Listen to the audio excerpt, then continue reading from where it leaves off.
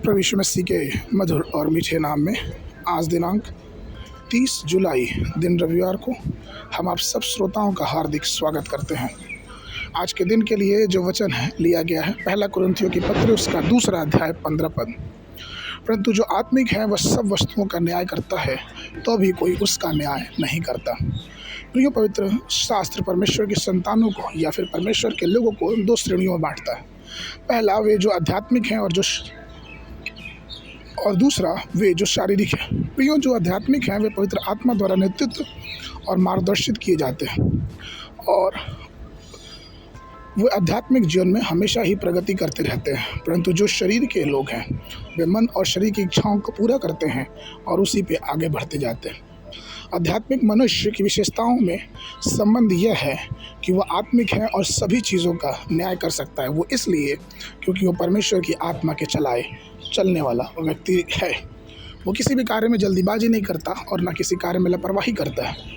वह प्रार्थना पूर्वक परमेश्वर की इच्छा को जानना चाहता है और इसलिए वह सब कामों में आगे बढ़ता है।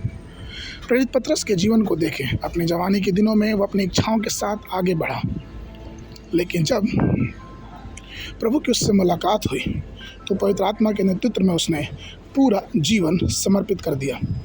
और इसलिए तो प्रभु यीशु मसीह ने यूहन्ना 21:18 मुझसे कहा कि मैं तुमसे सच सच कहता हूँ कि जब तू छोटा था तो कमर बांध कर जहाँ कहीं भी तू चाहता था वहाँ जाता था, परंतु जब तू बूढ़ा हो जाएगा तो हाथ फैलाएगा और तुम्हारी कमर दूसरा कोई बांधेगा और जहाँ तू नहीं चाहेगा वहाँ तुझे वो ले जाएगा।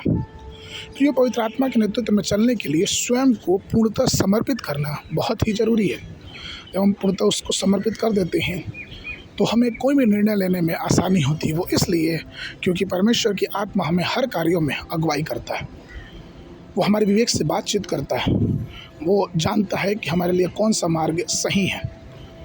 इस चीज़ को हम राजा दाऊद के जीवन में देख सकते हैं कि जब भी वो परमेश्वर से प्रार्थना किया, जिस प्रकार से भजन संगीता 139, 23 और 24 में वो प्रार्थना करता है और कहता है कि हे परमेश्वर, मुझे खोज और मेरे हृदय को जान, मुझे आजमा और मेरी चिंताओं को जान और देख कि मुझ में कोई बुरी चाल है या नहीं और मुझे अनंत मार्ग पर ले चल।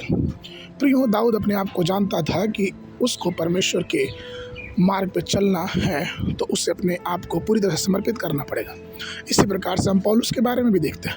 पौलुस अपने एक समय में बहुत लोगों को सताता था, परमेश्वर की कलीसिया को सताता था, लेकिन जब उसकी मुलाकात प्रभु परमेश्वर की आत्मा से हुई तो वो पूरी तरह से प्रभु की आत्मा में अपने जीवन को समर्पित कर दिया।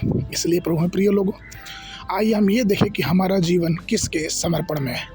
क्या यह संसारिक कार्यों के समर्पण में है या आध्यात्मिक रूप से परमेश्वर के समर्पण में है। इसलिए अपने जीवन को एक बार फिर से परखें और अपने आप को प्रभु के हाथों में समर्पित करें, जिससे आने वाले समय में हम पराजित ना हो परंतु विजयी हो के हमेशा ही प्रभु में आगे बढ़ते रहें। आज के मनन के लिए लूका 20 उसका 21 अध्याय। तब उन्होंने उससे पूछा, हे गुरु, हम जानते हैं कि तू ठीक कहता है और सिखाता है और किसी को पक्षपात नहीं करता, परंतु परमेश्वर का मार्ग सच्चाई से सिखाता है। बाइबल अध्ययन के लिए सुबह के समय भजन संगीता 51, 52, 53 अध्याय, संध्या के समय रोमियो की पत्री उसका 2 अध्याय। परमेश्वर आप सबको आशीष दे।